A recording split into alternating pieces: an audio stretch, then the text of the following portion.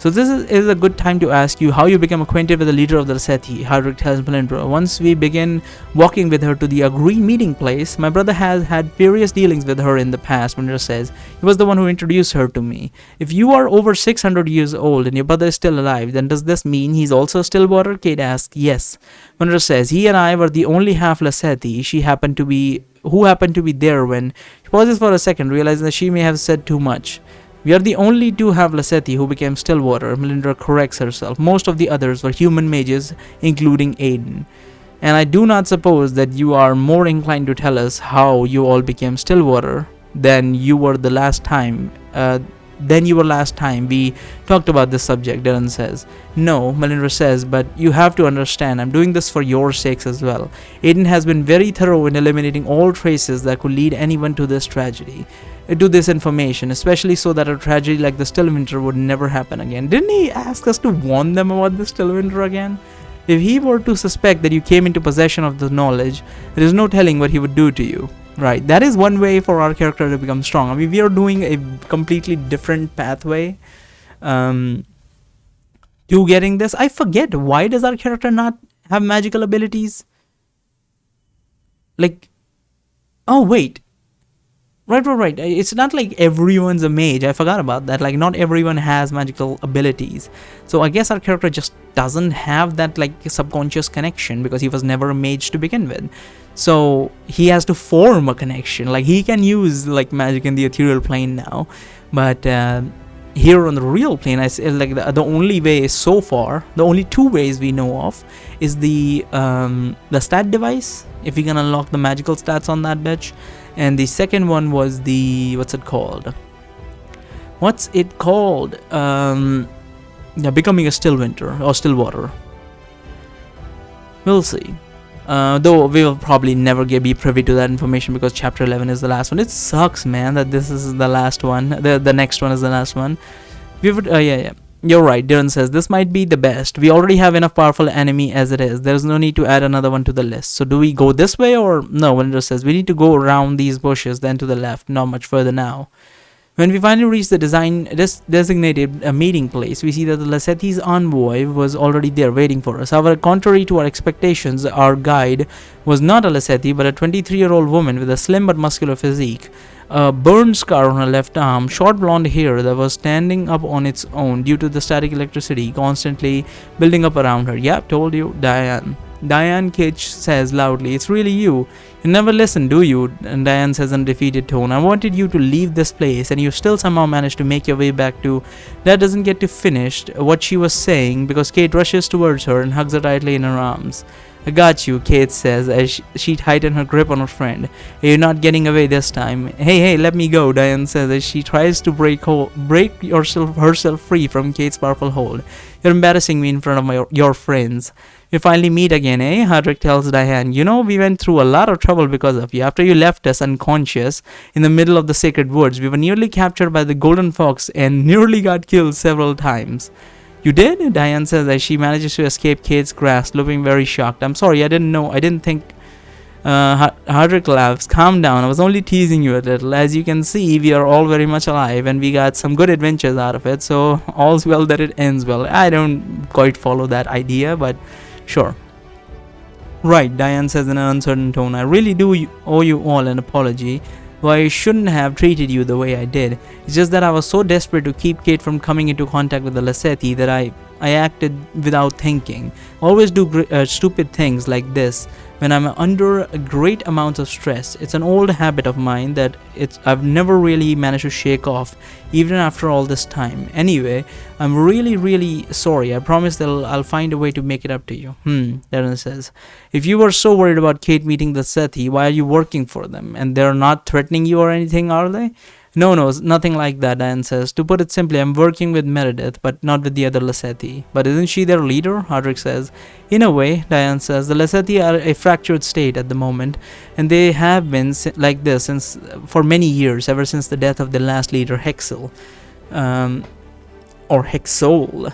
They do not openly challenge Meredith's authority, but many of them have been actively working against her interests since the very beginning of her instatement.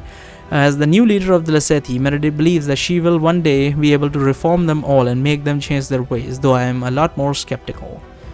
Can you at least tell me why you chose to stay here after all these years? Case asks her. Why not leave Varathia and start a new life? Is it because of Jason? He's a part of the reason, yes, Diane says. My brother has always admired Meredith and he won't leave her side no matter what. But there's also the fact that I know what the Lassethi can do if left to their own devices. I do not want another beacon of hope to happen ever again. Meredith has gone through great lengths to fix as much of the damage that has been done by the orphanage program as possible, and she has also banned the great majority of the barbaric practices that were being done by Lassethi in the past, such as treating their children who have disabilities as social rejects and sentencing the Lassethi who left their community to death. I respect her for doing all these things, and that is why I will work alongside her to this day. Good on her. I'm not sure what to make of everything you've just said, Darren says. On one hand, I'm glad that Meredith seems to be someone who can be reasoned with, but on the other hand, it feels like she doesn't have a lot of control over her own people. What is to guarantee that they won't try to capture us or worse as soon as we teleport into their domain? Darren makes a good point, Kate says. Diane, are you sure that it's safe for us to go meet Meredith in the Lassethi's own base of operations? There is no need for you to worry about that, Diane says. Why not? Kate says. Because if any of them as much as try to hurt you, I will kill them, Diane says as her eyes are now shining with bright yellow light. I will kill them all, and they know I can do it. Trust me. They won't dare to lay a hand on you. All of a sudden, Flower gasps loudly and she points towards Diane.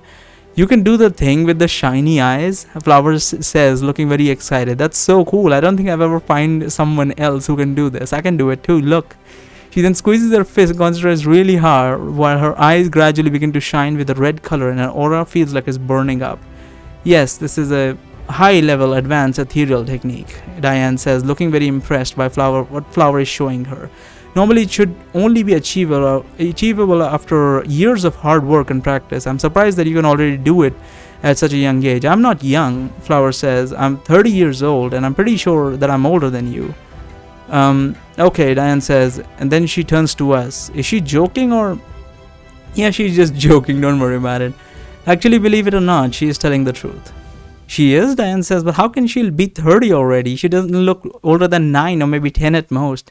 It's because her soul has been fused with a banshee named Luna. I say they now share the same body and they both live together inside Flower's mind on the ethereal plane, where they eat cookies and drink tea every day, which is kinda true. A banshee, Diane says. I suppose that would explain why her aura felt so different, but to share the same body and even live inside the same mind, I would have never thought that such a thing would be possible. So I'm sorry to interrupt, Hardrick says, but is this where we are supposed to be teleported from, or do we need to go somewhere else? We need to go somewhere else, but it's not far from here, Diane says. Come on, I'll show you. Diane, there are so many things I want to talk to you about, Kate says, as we are walking with Diane through the teleportation area. So many things that you don't know. I have found Layla, and we've been traveling together. Layla? Diane says, looking as if she was having a hard time remembering who that was. Oh, the mute girl with silver hair who escaped with the caretaker. She was still alive? Good for her. She has a way to talk now, Kate says. She uses the device that reads the thoughts and puts them into a floating letters forming words so that we can all read them. We become very good friends. I'll make sure to introduce her to you someday. I'm sure you'll love her. I'm sure I will, Diane says. On our way to our destination, Kate continues to talk with Diane for a few more minutes, during which she tries to summarize as much as she can about what she had done since she was sent away from Varathia after what has happened to us during the tournament. I don't think it's a good idea to tell everything just in case she is some betrayal thing, even though it's like very unlikely, but it's still a possibility. Then again, we talked about Iluna's thing. When we arrive at the point of teleportation, Diane grabs a transceiver and she calls the person in charge of handling the teleportation device. Once they are done with their conversation, Diane asks us one last time if you're okay with this, and then she gives the Lassethi the signal to teleport us to their lair. The teleportation occurs similarly to how we've been accustomed by the rebels of Orlander. First, we are enveloped by the usual bright white light while our bodies vibrate loudly. Then we find ourselves in a cavern next to a teleporter device looking almost identical to the one in Orlander, except that it's a little bigger. The Lassethi operating the device is currently watching us attractively Oh, attractively, attentively, from behind the teleporter's control panel. He's wearing a dark blue robe, just like any of the other members of his race. We're not outcast like Layla and her father. When I turn around, I see that Meredith was waiting for us in the teleportation room. I recognized her immediately because I already saw an 11-year younger version of her during Kate's ritual. Her brown hair was now a little shorter than it used to be, and her blue robes had more decorations on them, likely in order to accurately reflect her higher rank, but her green eyes looked just as determined as they were when she was still in her late 30s. I thought she would be older than that. As soon as she sees us, she comes closer and then she stops to take a good look at Kate before she speaks. I assume that you must be Kate, Meredith asks her. Yes, that would be me. Kate says, I see, Meredith says, then she sighs deeply.